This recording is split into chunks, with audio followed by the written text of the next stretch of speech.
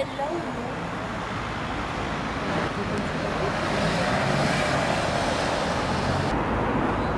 Vous êtes pirate? Oui. Maintenant les fascistes sont pirates. Ils sont pirates, pourquoi? Le gouvernement. Pour l'instant je suis tout seul, mais il y a mon navire qui arrive. Et on va mettre le feu à l'Assemblée nationale. C'est vous ou c'est le gouvernement qui est pirate? Ah c'est moi, le gouvernement il est mou. C'est un faux pirate le gouvernement. Faut arrêter de penser que une affaire de temps en temps, quand il y a un casuac ou un guéant qui a soi-disant un peu trop d'argent, il faut penser que c'est ceux qui... Ceux qui ont l'argent, c'est tous ceux qui font leur discours, c'est ceux qui sont dans la finance, eux ils ont l'argent. Alors est-ce que vous pouvez vous présenter, nous dire pourquoi vous avez organisé cette manifestation aujourd'hui? Si nous sommes réunis ici, c'est parce que nous sommes situés juste derrière les Invalides, où Napoléon Bonaparte est enterré. Hollande, avec ses lois, est en train de le bafouer en reniant le mot père et mère, aïeul, beau-père, belle-mère, grand-père, grand-mère du Code civil. C'est un véritable scandale pour la démocratie française. Je suis mécanicien, je suis venu parce que je suis en 39 heures, je gagne le SMIC, j'ai pris 39 heures pour gagner un salaire correct. Et puis depuis qu'il n'y a plus la défiscalisation, je perds 600 € par an. En plus, il va falloir payer des impôts dessus. C'est pas possible. Maintenant, ce que Hollande veut décider de faire avec les impôts et tout, je trouve ça vraiment inacceptable. On veut faire des efforts et en fait, de l'autre côté, il n'y a pas d'effort de fait. Donc voilà. Et tu es au chômage et tu trouves pas. Voilà, je suis au chômage pour l'instant et je trouve pas. On est scandalisé des mesures qui sont aujourd'hui édictées par le gouvernement, par Hollande, Taubira, Moscovici, Fabius, j'en passe et des meilleurs. Quel est vraiment l'objet de cette manifestation? C'est une manifestation contre François Hollande, contre le gouvernement? Le gouvernement, oui. Pour que le gouvernement s'en aille. Après, on verra. Vous voulez qu'il démissionne? Ah oui, oui, oui. Ah oui, moi je veux plus de Hollande. 1 an, ça suffit. Il a fait assez de conneries depuis le début. Nous sommes le peuple et qu'a priori, dans une démocratie, c'est le pouvoir par et pour le peuple et non pas le pouvoir d'un gouvernement. C'est un déni de démocratie. Entre autres, aujourd'hui, on est dans un déni de démocratie totale puisque le gouvernement n'en fait qu'à sa tête. Pour l'instant, on est là pour que François dégage. Et puis. Qu'est-ce qui va pas chez François Hollande, clairement? Ah bah tout ce qu'il a fait. Moi, je l'ai rien vu faire de bien. À chaque fois que je regarde la télé, je vois des nouveaux trucs qui sortent. Ça va pas quoi. Par exemple? Je sais pas, il y en a tellement. Des heures sup qu'il a enlevé comme ça.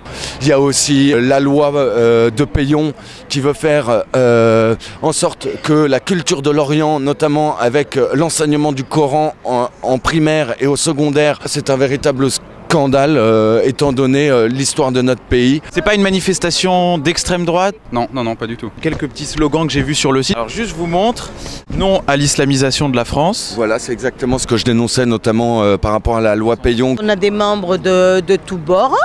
La seule chose, c'est que pourquoi on dit non à l'islamisation? Eh bien simplement parce que je ne sais pas si vous vous en rendez compte, mais il y a de plus en plus de mosquées, de plus en plus de gens voilés. Est-ce que vous voyez, vous, votre sœur, si vous en avez une, ou alors, je ne sais pas, votre cousine, avec un voile sur la tête, avec la burqa? Pourquoi non droit au sol? Parce que beaucoup viennent ici chez nous. Et qu'est-ce qu'ils font? La première des choses, c'est avoir des enfants pour avoir les avantages sociaux. Hein? Et bien sûr, grâce aux enfants, avoir l'autorisation de rester. Parce qu'à partir du moment où ils ont un enfant, ils restent là. Mais ils n'inculquent pas l'amour du pays à l'enfant. Ils n'ont rien à faire dans notre pays, ils sont à la solde de la sécurité sociale, en gros à la solde des impôts que les Français payent. Ça permettrait notamment dans les hôpitaux où ces gens-là sont indemnisés à 100% par la sécurité sociale de faire des économies monstrueuses. Il y a non à l'apprentissage de l'arabe dans nos écoles primaires et secondaires. C'est déjà le cas aujourd'hui? Dans une école laïque, on ne peut pas demander à des élèves d'apprendre des versets du Coran pour cœur et d'être notés là-dessus.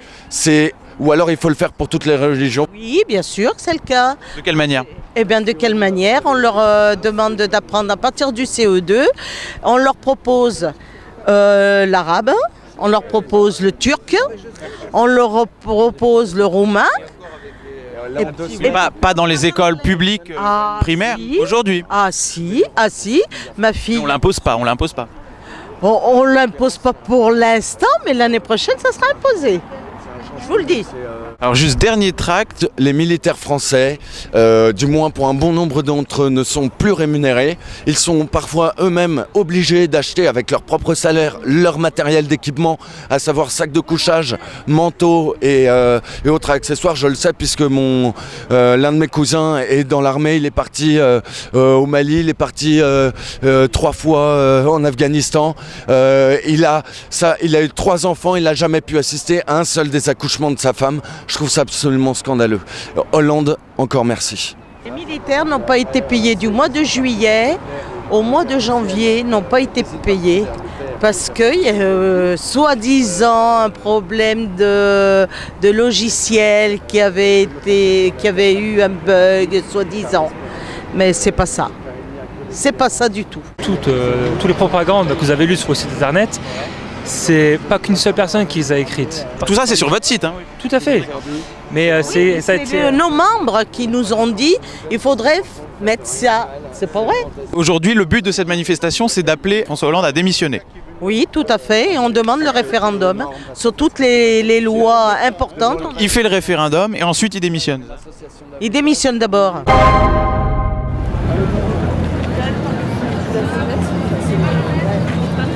Droit du travail, en détention, en prison, c'est l'exploitation. Droit du travail, en détention, en prison, c'est l'exploitation. Le droit du travail n'existe pas. Où ça? En France. Où ça? En prison. Excusez-moi, est-ce que vous pouvez nous expliquer pourquoi ça n'existe pas le droit du travail? En prison? En prison? En fait, il ne s'applique pas comme à l'extérieur, puisqu'il n'y a pas les mêmes règles, c'est-à-dire qu'ils n'ont aucune sécurité de l'emploi, ils n'ont aucune indemnisation quand ils tombent malades, par exemple. Ils sont payés 1/3 du SMIC, il y a encore du travail où c'est payé à la pièce. En fait, pour vous, c'est de l'exploitation, c'est ça? Tout à fait, il n'y a pas de salaire minimum. Il n'y a pas de conditions de travail, de congés payés, d'arrêt maladie, ce genre de choses. Et surtout, ce n'est pas reconnu par le comité d'hygiène et de sécurité. C'est-à-dire qu'aucun inspecteur du travail ne peut frapper de manière inopportune à la porte de la prison pour vérifier que les conditions de travail et les conditions d'hygiène s'appliquent bien auprès des travailleurs qui sont en prison. On est venu pour soutenir Mélenchon, c'est tout. Oui. Pourquoi vous soutenez Jean-Luc Mélenchon? Parce qu'il a des bonnes idées, il a... C'est un humaniste déjà, alors... Vous souhaiteriez le voir Premier ministre comme il l'a proposé? Moi j'adorerais, oui. Moi je sais pas. Pourquoi il y a Lénine sur votre t-shirt? Pourquoi il y a Lénine? Mais t'aurais pu me demander pourquoi il y a Marx, Lénine, Mao. C'est en fait le PC, Parti communiste maoïste. D'accord. Donc on revendique l'héritage de Marx, mais aussi d'Engels, de Lénine, de Staline, de Mao, de toute l'histoire du mouvement ouvrier international. Et on essaie de reconstruire le parti révolutionnaire. On considère que Mao, il a apporté un développement à la théorie marxiste-léniniste. Il y en a assez de cette société qui n'a que le chômage et la précarité.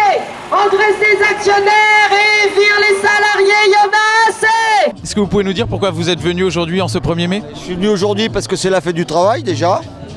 Et puis aujourd'hui aussi on se bat contre l'austérité. On voit bien que dans le monde du travail, dans les entreprises aujourd'hui, on ferme l'emploi pour répondre aux besoins du capital. C'est une mémoire collective et sociale importante. Qu'est-ce que vous pensez de François Hollande depuis 1 an? Depuis 1 an, bon, il est là. Et par rapport à la promesse qu'il a donnée pendant les élections, bon, on l'attend toujours qu'il le réalise. Hollande, ce n'est pas le patronat qui t'a élu. Vous trouvez que François Hollande n'est pas au niveau aujourd'hui après 1 an de présidence? Absolument. Il a quand même un petit peu oublié qui avait permis de le mettre au pouvoir. Donc il est en train de faire la politique du MEDEF. Je dirais qu'Hollande, il est arrivé au pouvoir parce que les gens voulaient que Sarkozy s'en aille. Voilà. Ça, c'est la première chose. On voit bien que c'est la social-démocratie. Il répond aux besoins de l'Europe. Aujourd'hui, c'est le monde de la finance qui dirige les politiques.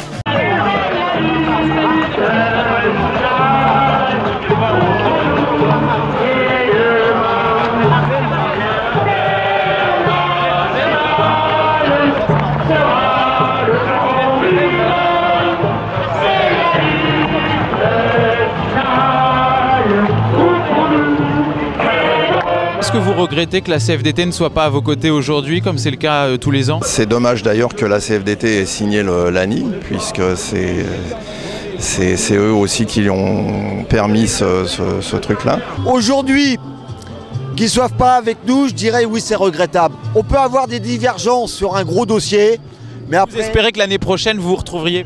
Bien sûr. C'est quoi le travail pour vous?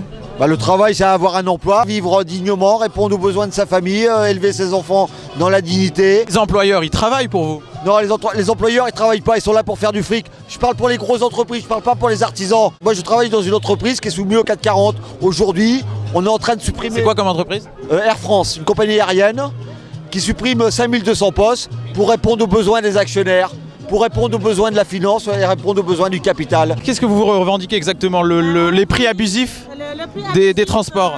Et le transport, qui est le billet qui coûte très cher pour les îles Comores. Donc on pense toujours qu'il y a eu un crash yéménien Airbus 310, nos 152 morts. Le gouvernement comorien qui fait rien du tout jusqu'à aujourd'hui. Alors on en a marre, et surtout que nous on n'a pas des avions du tout. Il n'y a que Yéménia qui passe aux Comores, et Yéménia qui a fait déjà 152 morts. Je ne vois pas pourquoi on augmente les tarifs. Mais c'est la préoccupation en ce moment. C'est la préoccupation dans tout cela, dans toutes ces manifestations. Pour partir en vacances? Pour partir en vacances, on est dans la galère parce qu'on entre dans les agences, on nous fixe un prix qui n'est pas à la norme.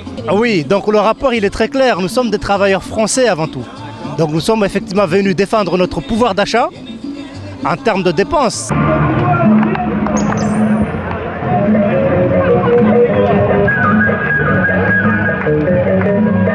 C'est une fête où on célèbre le muguet. Pourquoi vous avez des fraises, enfin des pommes? C'est des cerises sur les oreilles? Les cerises, c'est le symbole de la Commune de Paris. Et on célèbre aussi la Commune de Paris au mois de mai. Aujourd'hui, on supprime 5200 postes. C'est 5200 postes que n'auront pas les jeunes, les futurs étudiants qui aspirent à rentrer dans ce genre d'entreprise. Voilà. Étudiants, lycéens, chômeurs et salariés, c'est tous ensemble qu'il faut lutter. Étudiants, lycéens, chômeurs et salariés, c'est tous ensemble qu'il faut lutter. C'est tous ensemble. Un CDI? Pour tous. Déjà, en tant que lycéen, vous vous projetez en tant que jeune actif? Oui, alors on vient manifester aujourd'hui en solidarité avec les salariés aussi parce qu'on attend beaucoup en termes de politique de jeunesse puisque très peu de choses sont faites depuis l'arrivée de François Hollande au pouvoir alors qu'il y avait beaucoup d'espoir quand il a été élu. Et aujourd'hui ce qu'on demande c'est que le CDI devienne la norme parce que, et qu'il y ait le RSA qui soit aussi pour les moins de 25 ans. À propos de François Hollande, quel est le bilan que vous tirez depuis un an de gouvernance? Depuis un an, il y a des choses qui ont été faites. Il y a aussi des choses qui restent à faire en termes d'éducation.